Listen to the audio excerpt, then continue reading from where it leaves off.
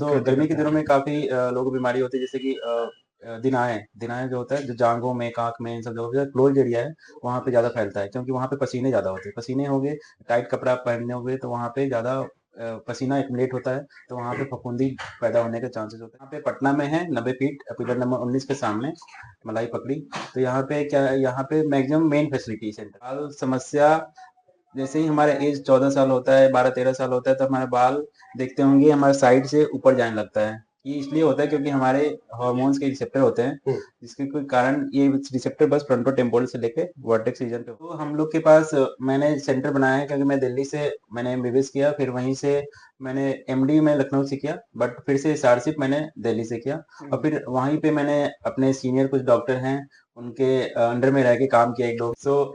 आज का press conference मैंने ऑर्गेनाइज करवाया था, इसके लिए मैं बताना चाहता था हमारे पास क्या-क्या उपलब्ध है सेवाएँ जिसको कि हम अपने पेशेंट को दे सकेंगे।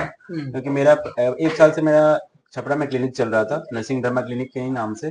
तो उसी को मैंने थोड़ा एक्सपैंड किया है जिसको कि मैंने पटना में बनवाया है और साथ में हाजीपुर में एक शिशुलोक हॉस्पिटल, चिल्ड्रन हॉस्पिटल खुला है। उसके अंदर भी नर्सिंग डर्मा क्लिनिक रहेगा, जहाँ की मैं रोज़ शनिवार को 2 से 5 बजे तक बैठूँगा।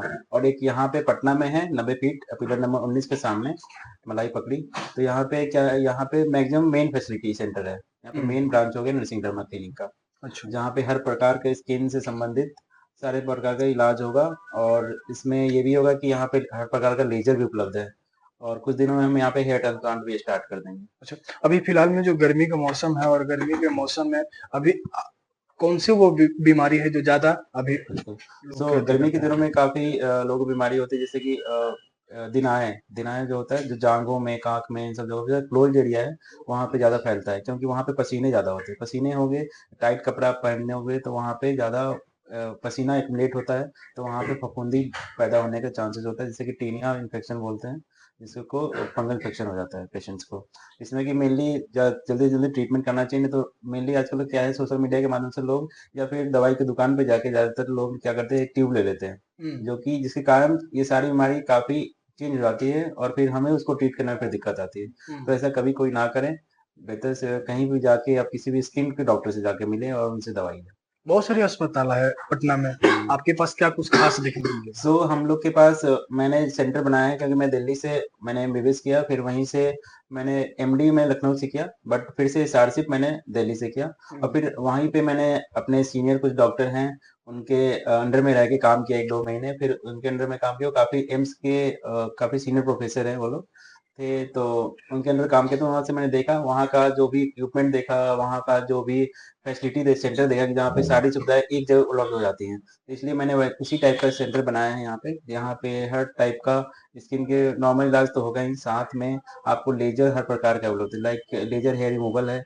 आजकल फीमेल्स और मेल्स कोई भी ज़्यादा एक्टिंग वगैरह में जाना चाहता है तो हेयर रिमूवल पूरे बॉडी का भी चलाना चाहता है, लेकिन खासकर फीमेल्स, सब प्रकार की फीमेल्स, उसको क्या होता है अपर लिप या लोअर लिप या फिर चिन एरिया में बाल आ जाते हैं, तो उससे बाल हटाने के लिए तो लेजर हेयर रिमूवल हो जाता है। उसके अलावा हमारे पास हर प्रकार का स्कार को हटाना है, चिकन पॉक्स स्कार हो गया, पिंपल्स होने के बाद स्कार हो गया, तो इन सब का प्रकार के स्कार को, या चोट लग गया उसके बाद स्कार हो गया, तो इस सब के लिए हमारे पास CO2 लेजर उपलब्ध है। और फिर एकदम से पेशेंट को विदाउट डाउन टाइम, जैसे कि CO2 लेजर से आपको डाउन टाइम तो लेना पड़ेगा, 7 टू 10 डेज आपको फुल प्रोटेक्शन में रहना पड़ेगा। लेकिन वही अर्बियम ग्लास लेजर है, उसमें उतना प्रोटेक्शन की जरूरत नहीं है, आप सेम डे आप ऑफिस लंच टाइम प्रोसीजर है, आप आके फिर अपना काम पे जा सकते हैं। बाल की आपने जिक्र किया तो आम सी हो गई है बालों का झड़ना, कैसे इससे बचा जाए? क्या तो मैं बाल को थोड़ा सा एक्सप्लेन करना चाहूंगा। बाल समस्या जैसे ही हमारा एज 14 साल होता है, 12-13 साल होता है, तो हमारे बाल देखते होंगे हमारे साइड से ऊपर जाने लगता है। ये इसलिए होता है क्योंकि हमारे हार्मोन्स के रिसेप्टर होते हैं, जिसके कोई कारण ये रिसेप्टर बस फ्रंटोटेम्पोरल से लेके वर्टेक्स रीजन पे होता है, तो यहीं के बाल हमारे जाता है, आप लोग ने देखा होगा। तो इसमें क्या होगा कि आपको साइड के नीचे के बाल कभी नहीं जाएंगे, वहाँ पे रिसेप्टर नहीं होते हार्मोन्स के। तो जैसे ही हमारा 14 साल एज होता है तो यहाँ से बाल ऊपर जाने लगता है, तो सारे पेशेंट भी आके बोलते हैं सर हमारा बाल तो ऐसे था, अब क्यों साइड से जाने लगा। तो मैं ये बोलता हूँ कि ये तो जाएगा, बिकॉज आपका हार्मोन नेचुरल है, आपका मेल पैटर्न है, मेल पैटर्न ऐसा ही होता है क्योंकि because of hormones, male hormones, तो ये होगा। तो इसमें क्या करना है, मेनली आपको इतना परेशान नहीं होना है, स्ट्रेस लीजिएगा और बाल झड़ेगा। और आजकल का जो हमारा लाइफस्टाइल हो गया है, दिन भर मोबाइल देखना, बच्चों में देखा है आजकल मैंने, बच्चों में सबसे लोएस्ट मतलब अराउंड ऑक्सीपिटल का नहीं, वर्टेक्स रीजन का ही बाल उड़ा हुआ देखा है 18 साल में। मतलब यहाँ तक का बाल आपका बच्चे में 18 साल तक उड़ा हुआ देखा है।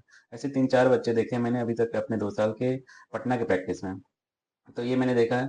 तो इसमें क्या है, मेनली मैंने देखा है कि आप लोग को ज़्यादा कोई एक्सरसाइज नहीं करना चाहता है। मेनली सब लोग को अपने लिए टाइम निकालना चाहिए, कम से कम 1 घंटा रोज एक्सरसाइज करे या कुछ भी खेले। लेकिन ऐसे नहीं कि क्रिकेट खेलने चलेंगे तो आपको एक्सरसाइज नहीं होगा, क्रिकेट में तो कोई एक्सरसाइज होता ही नहीं है। फुटबॉल खेलिए उससे अच्छा। तो मेन है एक्सरसाइज कीजिए। उसके अलावा स्ट्रेस फ्री रहना है। स्ट्रेस लीजिएगा तो बाल और झड़ेगा। दूसरा एक फैमिली हिस्ट्री, वो सब में है, फैमिली हिस्ट्री है तो बाल गिरना है। लेकिन उसको हम प्रोलॉन्ग करते हैं, ये नहीं कि हम बाल गिरना को एकदम से स्टॉप कर देंगे, कोई नहीं कर सकता। बाल तो आपका गिरेगा, धीरे धीरे गिर सकता है।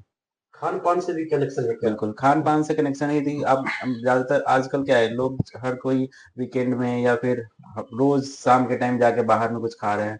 तो ये ना, जो कि ज़्यादातर बाहर की जो खाने होते हैं, उसमें ज़्यादातर वो वाली जो तेल होती है, उसकी वज़ह से हमारे जो इंसुलिन लेवल है, बॉडी ज़्यादा इंक्रीज़ हो जाता है। तो उसकी वज़ह से हार्मोन्स सब डिसरेगुलेशन हो जाता है। तो उसकी वज़ह से बाल, हार्मोन्स की वज़ह से बाल ज़्यादा गिरने लगते हैं। तो खान-पान तो अच्छा रोल है, लेकिन इतना भी ज़्यादा नहीं कि सिर्फ़ खान-पान से आपका बाल हेयर लॉस हो रहा है। बाल मेनली 2 कारण है, एंड इसको नाम बोलते हैं androgenetic alopecia. Androgens mean hormones, और जेनेटिक मतलब जो आपके जीन्स में है। जीन्स में आपके बाल गिरना है तो बाल तो गिरेगा, लेकिन उसको हम प्रोलॉन्ग कर सकते हैं। ऐसा नहीं है कि बाल गिरना को हम रोक नहीं सकते, बिल्कुल रोक सकते हैं। बजट क्या देखे सर, मिनिमम कितने बजट से आपके पास देखिए, इलाज हो? ऐसा कुछ भी नहीं कि कुछ बजट और पैकेज कुछ है। आप मिनिमल 1-2 दवाई से भी स्टार्ट कर सकते हैं। आप उसी को आपको प्रोलॉन्ग दिनों तक रखिएगा, जब तक आपको बाल की नेसेसरी है कि हमको इतने साल तक, 40 साल, 50 साल। 50 साल के, अब मैंने 55 साल के लोगों, 60 साल के लोगों में बाल उगाया है। वो भी, लेकिन उनको प्रोलॉन्ग ट्रीटमेंट करना पड़ेगा। जो भी मतलब अच्छे लोग हैं, जो लोग अपने टाइम देते हैं अपने ऊपर, तो वो लोग यूज़ किए हैं तो ज़रूर उनका मैं रिज़ल्ट देखा हूँ। मैंने काफ़ी मतलब 5-6 पेशेंट मेरे ऐसे हैं जो 55 साल की एज में उनका बाल और अच्छा ये आया जो है। बहुत सारे भ्रांतियां सोशल मीडिया पे तैर रही है कि 45 दिन में बाल उगा देने की गारंटी हो रही है, देखिए, ये क्या? ये जो बाल उगाने के 45 दिन में उग ही नहीं सकता है। हेयर साइकिल 4 महीने का होता है, 3 से 4 महीने का होता है, तो बाल उगने में उतना तो टाइम लगेगा ही। तो उसके पहले हम उगा ही नहीं सकते हैं। कोई ऐसे बोलता है तो बिल्कुल आपको समझना चाहिए। आदिवासी जो तेल है उसके बारे में क्या कुछ है? वो भी बस ऐसे ही है, वो बाल बिल्कुल गलत बात है। अब मैं क्या उसके बारे में ज़्यादा तो बताऊँ? उतना बड़े बड़े बाल वो दिखाता है बस एडवर्टाइजिंग। वो आई थिंक सब कुछ फेक है आजकल तो, सोशल मीडिया पे कुछ भी आप उगा लो। ठीक गर्मी है। के सीजन में क्या पहनना चाहिए, क्योंकि देखिए, गर्मी के सीज़न में मेनली आप ज़्यादातर कॉटन कपड़े पहने, और ज़्यादा टाइट कपड़े ना पहने, लाइक जीन्स वगैरह को थोड़ा अवॉइड कर सकते हैं। ज़्यादातर कॉटन वाले ड्रेसेस वगैरह यूज़ कर सकते हैं, बेटर रहेगा आपके लिए, और अब अपना डस्टिंग पाउडर जर्नी का थोड़ा यूज़। बताइए, छपरा से पटना और पटना का सो मैं, संघर्ष। मेरा जर्नी ये था कि मैं अराउंड 2022 नहीं 23 में मैं आया था बिहार में। आफ्टर 15 साल मैंने पढ़ाई लिखाई करने के बाद सब कुछ कंप्लीट हो गया था, एमडी एसआरसी वगैरह सब कंप्लीट होने के बाद, तो 2023 में आया था। तो मैंने सबसे पहले, मैं ऐसे ही डॉक्टर से मिलने गया तो वहाँ पे मैंने पटना में आके सबसे पहले मैं यूनिवर्सल हॉस्पिटल ज्वाइन किया था। यूनिवर्सल हॉस्पिटल ज्वाइन करने के बाद मैंने छोटी मोटी क्लिनिक्स वगैरह पटना में ज्वाइन किया। फिर वो क्लिनिक के ज्वाइन होने के बाद फिर मैंने 6 महीने बाद मैंने अपना क्लिनिक छपरा में स्टार्ट किया, क्योंकि मेरा था गाँव से थोड़ा जुड़े रहना है। और पापा लोगों ने बोला, तो मैंने पापा के नाम से ही अपना छपरा में स्टार्ट किया नरसिंह धर्मा क्लिनिक। तो उसके अराउंड 1 साल 4 दिन बाद मैंने पटना का सेंटर डाला है। 30 तारीख को ओपनिंग हुआ था इसको, 30 अप्रैल को अक्षय तृतीया के दिन। और उसी के 4 दिन बाद एक सिसिलोक हॉस्पिटल वहाँ पे खुला है, वहाँ पे भी मैंने नरसिंह धर्मा क्लिनिक डाला है। तो 3 जगह अभी तो इसका सेंटर हो गया है। अभी यहाँ का जो क्लिनिक है इसका लोकेशन और आपसे कॉन्टेक्ट कैसे हाँ, कर सकते सो यहाँ पे मेरा काफ़ी मेन रोड पे ही है, यहाँ पे 90 फीट रोड पे, मलाई पकड़ी से अराउंड 500 मीटर आगे, पिलर नंबर 19 के सामने, ये मेरा नरसिंह धर्मा क्लिनिक है। हैं? एक पर्सनल सवाल है, चैनल के माध्यम से अगर कोई कांटेक्ट करना चाहते हैं तो उनके लिए कुछ विशेष छूट? बिल्कुल, बिल्कुल, यदि आपके चैनल से कोई आना चाहे तो हम उसके लिए कुछ अराउंड 20% डिस्काउंट ज़रूर देंगे। Thank you.